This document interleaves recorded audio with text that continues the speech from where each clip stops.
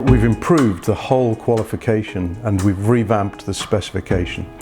We've shortened the overall assessment time and we've introduced the first fully on-screen assessment in our Paper 2 solution. We've taken really bold and clear decisions which have made this qualification a really good choice for your students. The assessment is based on 2 papers. Let's take it paper by paper. We've streamlined the specification content and reorganized it. Now paper 1 is topics 1 to 5. We have a getting started guide which is great for teachers who want more details about each aspect of the specification. We've reduced the number of command words to 11 and there is a mark range for each. We've simplified the language used in the question paper as well. We've stopped asking questions that span topics. Now, 1 question per topic and always 5 questions. By choosing 1 programming language only, which was Python, we've reduced the reliance on the pseudocode in this assessment. Pseudocode is now treated more sensibly and as it's intended to be, and we don't need to teach it as if it were another language with syntax. I'd urge you to have a look at the SAM and let us know what you think. Here we've been really brave. We're using 1 single programming language, and this means that all students are going to be fairly treated. The assessment will always be reliable and robust, session to session. We're using an on-screen assessment. Now, this gives students a real flavour for problem solving, and they're using the tools that they've learnt with. You use your own familiar computers and your own familiar IDE to solve the problems. In paper 2, the students design solutions, amend, write and debug code.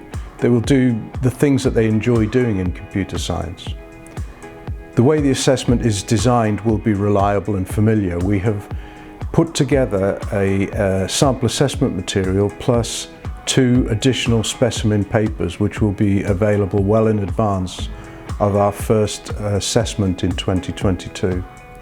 We're also going to publish a bank of exam-like exercises that will also be available long before 2022 and will enable you to practice with your students so that they can build up their confidence and familiarity with the type of assessment that it is.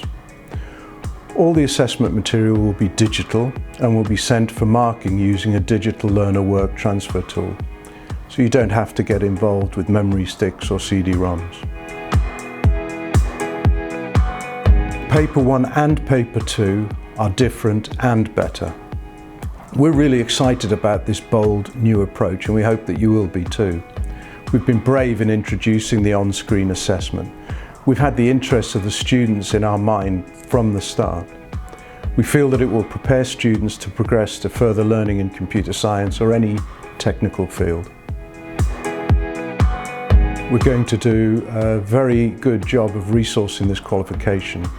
We have all the standard free things such as Exam Wizard for creating bespoke question papers for paper 1, Results Plus for analysing the results question by question, access to scripts again for paper 1, commitment to extra sample assessment materials, especially for paper 2 to help it become more familiar and to give students and teachers practice and mocks. We're going to have a scheme of work with lesson plans, activities and activity solutions. We're also going to provide an interactive scheme of work, which is an interesting tool that taps into the scheme of work resources and enables you to plan your own delivery. We're going to have additional paper 2 practice question bank as well. And of course, access to your own subject advisors, yours truly, to answer any questions you have and support you all the way. In addition to the free stuff, of course, we will be publishing a textbook and revision guides later on and hopefully before the September the 20 launch of the first teaching for this qualification.